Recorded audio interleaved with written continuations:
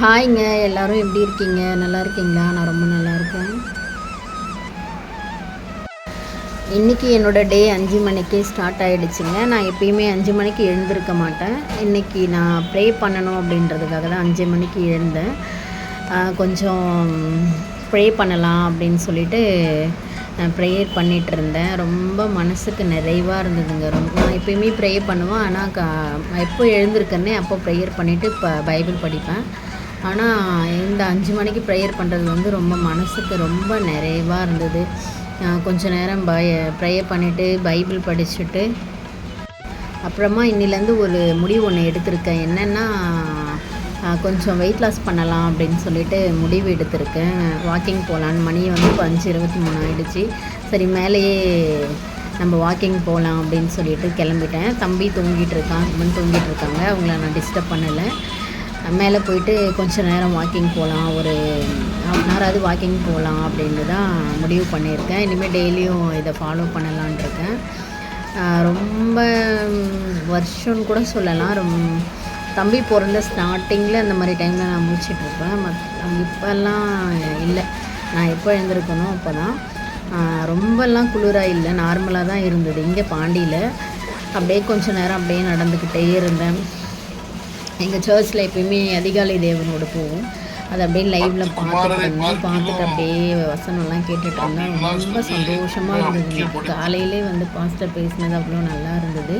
அப்படியே கொஞ்சம் கொஞ்சமாக வீடியோ ஸ்டார்ட் ஆகிடுச்சு. அப்படியே லைட்டாக கொஞ்சமாக நான் வீடியோ மட்டும் எடுத்துகிட்டு சரி ஓகேன்னு கரெக்டாக ஒரு ½ அன் ஹவர் நடந்திருப்பேன். அது கிட்ட வர்றதுக்குள்ளே எனக்கு காலெல்லாம் செம்ம வலி எடுக்க ஆரம்பிச்சிருச்சு. தூக்கம் வர வந்துச்சு. அதோட நான் அப்படியே ஹஸ்பண்ட்டை எங்கே போனேன்னு கேட்டாங்க. வாக்கிங் போகிறேன்னு சொல்லிவிட்டு அப்படியே நான் படுத்துட்டேன். அதோட நான் 8 மணிக்கு தான் எழுந்தேன். எழுந்து பார்த்தா மணி 8 ஆகிடுச்சு. அப்புறமா டிஃபன் ஊற்றிட்டு ஒரு சட்னி பண்ணலாம் அப்படின்ட்டுன்னு இது வெறும் தக்காளி மட்டும் போடுறது. தக்காளி, பூண்டு, காஞ்ச மிளகாய் போட்டு இதை நம்ம வேக வச்சு மிக்சியில் அரைச்சி சாப்பிட்லாம். நல்லாயிருக்கும், டிஃபனுக்கு நல்லாயிருக்கும். ஒரு பக்கம் நான் இதை டிஃபன் ரெடி பண்ணிட்டேன். அங்கே பனி எப்படி இருக்குன்னு அக்கா கிட்டே கேட்டேன். வீடியோ அனுப்பியிருக்காங்க. ஊரில் செம்ம பனிங்க, எப்படி இருக்குது பாருங்களேன். இங்கே இருந்ததுக்கும் இந்த வீடியோ அவங்க எடுக்கும்போது மணி கரெக்டாக 6 மணி. இங்கே நான் வீடியோ எடுக்கும்போது மணி 6 மணி. எப்படி இருக்குது பாருங்களேன் டிஃப்ரென்ஸ். இங்கேயும் அங்கேயும் ஊர்லேயும் இங்கே பாண்டிலையும் பனி எப்படி இருக்குன்னு பாருங்களேன். அப்பா நடந்து அங்கே அம்மா வீட்டிலேருந்து நடந்து இங்கே அக்கா வீட்டுக்கு வந்தாங்கன்னா சரியாக தெரியவே இல்லையா. இட்லி ரெடி ஆகிடுச்சு. சார் தம்பிக்கு ஊட்டி விடலாம் அப்படின்னு சொல்லிட்டு இட்லி நான் எடுத்துக்கிட்டேன்.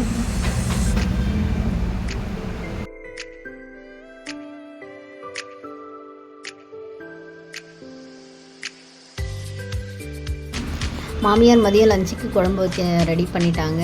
என்ன குழம்புன்னு பார்த்தீங்கன்னா பரங்கிக்காய் போட்டு கார குழம்பு அப்படின்ற மாதிரி சொன்னாங்க. இதுக்கும் ஒரு பெரிய ஒரு டிஸ்கஷன் போயிட்டு இருந்தது வீட்டில். இது பரங்கிக்காவா இல்லை பூசணிக்காவா அப்படின்னு சொல்லிட்டு.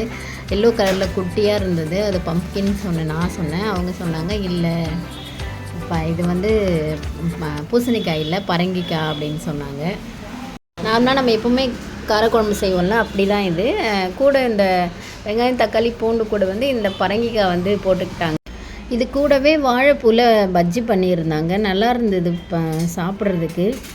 அப்புறம் நாங்கள் ஒரு 2 மணி போல் கடைக்கு கிளம்பிட்டோம். ஒரு 2 மாதத்துக்கு அப்புறம் கடைக்கு போகிறோம். ரொம்பவே கடையை நான் மிஸ் பண்ணேன். எப்படி சொல்கிறது, எப்பயுமே நான் போகும்போது ஒரு டல்லாக கிளம்பி போவேன். ஆனால் இன்றைக்கி நான் வரும்போது ரொம்ப ஏதோ ஒரு ஹாப்பி மூடில் வந்தேன்.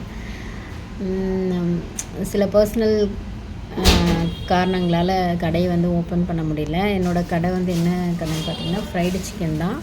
இது ஒரு ஃப்ரான்ச்சைஸ் பிஸ்னஸ் தான். மேபி இதை பற்றி உங்களுக்கு ஏதாவது நீங்கள் தெரிஞ்சுக்கணும், ஃப்ரான்ச்சைஸி பிஸ்னஸ் எப்படி இருக்கும்னு தெரிஞ்சுக்கணும் அப்படின்னு நினச்சிங்கன்னா எனக்கு நீங்கள் கமெண்ட்டில் சொல்லுங்கள். நான் இதோட எல்லாமே சொல்கிறேன்.